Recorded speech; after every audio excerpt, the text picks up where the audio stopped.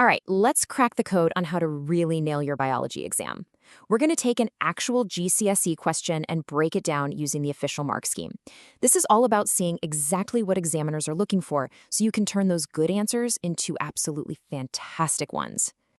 So here's our game plan. First, we'll deconstruct the data the whole question is built on. Then, we'll crack the calculations to bag some easy marks. After that, we'll get into predicting future trends, tackle a big 6-marker on farming, and finish up with the golden rice debate. Let's dive in. Okay, first things first. Pretty much every big exam question is based on some kind of source material, right? A piece of data that everything else links back to. So let's get to grips with the information that holds this entire question together. And here it is. This graph showing human population growth is our key piece of evidence. You're going to have to keep coming back to this one for pretty much every part of the question. So before you do anything else, you have to be sure you can read it and read it accurately.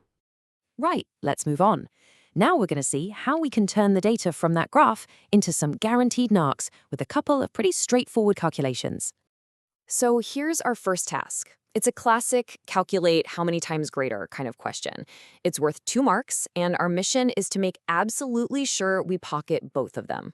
So the very first skill they're testing is simple. Can you read the graph? We find the year 2000 on the bottom axis, we trace our finger up to the curve, and then look straight across to the side axis. And as you can see, it lands perfectly on 6.0 billion. The question is even nice enough to give us the 1900 value, which is 1.6 billion. And you know what? Don't overthink the math on this. There's no complicated formula. It's just a simple 3-step process. You find your 2 values, one for 2000 and one for 1900, and then you just divide the bigger, more recent value by the older one. Simple as that. And when you run those numbers, 6.0 divided by 1.6, it gives us our final answer, 3.75. And notice, there are no units here because the question just asked, how many times greater? Now, this is really important. Look at how those 2 marks are given out. You get 1 whole mark just for reading 6.0 correctly from the graph. The second mark is for doing the calculation right. That means even if you mess up the division, you can still get a mark just for showing you can pull the right data. That's a huge tip. Okay, next up is another 2-mark calculation. But this time they're asking for the mean annual increase over a 50-year period. It sounds a bit more complicated, but it's really not. The whole process is super logical. First, you figure out the total population increase over that time. Then, you work out how many years are in that period. Finally, just divide the total increase by the number of years. That gives you the average, or mean, increase for each year. And that leaves us with our final answer of 0.018 billion per year. Seriously, showing you're working out here is so important because each of those steps could get you a mark. All right, so we're shifting gears now from calculation to prediction.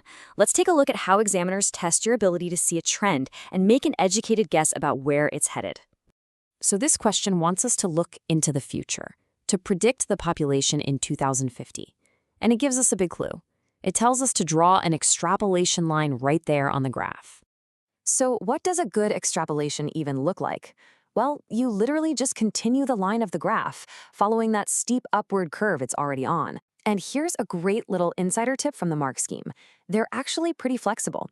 They'll accept a line that keeps curving up, or just a straight line drawn from that last point. Now, this is brilliant, and it shows how exams reward your method, not just a magic answer. You get the first mark just for drawing a sensible line. The second mark, you get that for correctly reading the value from your own line. So even if your line is a bit different from your friends, you can both get full marks. It's a test of your skill, not your psychic abilities. Okay, we're moving on from the quick calculations and into the longer, more descriptive questions. This is where you really have to start linking different ideas from biology together to build a proper, well-supported argument. We'll ease into this section with a pretty direct 2-mark question. It's all about conservation and sustainability. The question is simple. How do fishing quotas actually help? What the examiner is looking for here is a really simple, logical chain of cause and effect. Point 1, quotas mean fewer fish get caught. That makes sense. Point 2, this lets the fish that are left behind survive, grow, and reproduce. That's it. 2 clear, linked points for 2 easy marks. And here it is, the big one, a 6-mark question. These are designed to test if you can structure a really detailed answer linking causes to their effects. And you've got to notice it has two very distinct parts: why we use more land and how that hurts biodiversity. So, for that first part, the mark scheme gives us a list of indicative content, which is basically a cheat sheet of good points you could make. You don't need all of them. You could go with the obvious reason: the population is growing, so we need more food. Or you could bring in something more modern, like clearing land to grow crops for biofuels. Now for the second part, you have to connect those farming practices to a drop in biodiversity. For instance, you could talk about how clearing forests destroys habitats. Or you could talk about monocultures, planting just one type of crop, and how that reduces plant variety. To get those top marks, you can't just list things. You have to explain the links and build a logical argument. And for the final part of this question, we're shifting gears completely into a really important and current topic in biology: genetic modification. This last question is only worth 1 mark, but it's about a massive topic. All it's asking for is a single reason why some people might be worried about using a genetically modified crop like golden rice. Now check this out. The mark scheme allows for a huge range of possible answers. You could talk about an ecological reason, like the risk of the new gene getting into wild rice populations. You could give an economic reason, like how expensive the seeds are for farmers. Or you could mention a potential health concern. The key thing here is that any single one of these valid points gets you the mark. So when you look at it all together, you can see that getting top marks isn't just about memorizing biology facts. It's about understanding the rules of the game, knowing exactly what the examiner wants to see on the page. And that's a skill you can absolutely practice and master. Now you know how they think, you can prepare even smarter.